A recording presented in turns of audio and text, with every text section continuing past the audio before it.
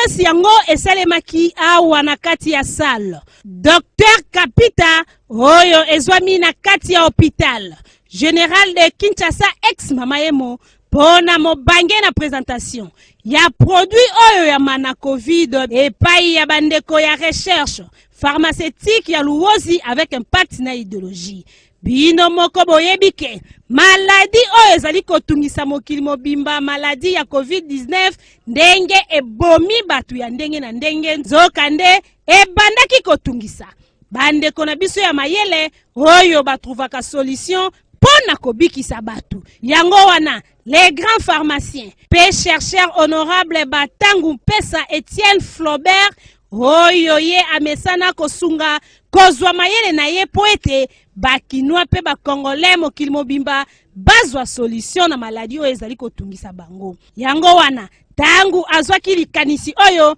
asololaki na ba médecin po ye azali kaka pharmacien soki asali kisi esengeli ba minganga batala yango soki ezali ndenge nini tangu maladie ekomelaki bandeko na biso oyo babeli maladie ya COVID-19. En tout cas, bamela kisi ya mana COVID na moins de 3 jours pe 5 jours babika na ndenge kosakana te kutu ba preuve ezali ebele ba médecin bazali kondima oyo mwana mboka honorable Batangu Mpesa Etienne azali kosala ya kosamba kutu ezate kana mboka oyo RDC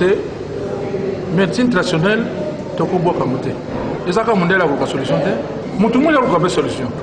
na lingi to tinda ngo to yebisa ngona batu nyonso ke to zui produit moko ewuti na RDC ba meka ngona Gabon ba meka ngona Congo ba meka wapi ba meka ngona États-Unis ba pesa biso les to zo kene muke po l'état la biso boteka so to teki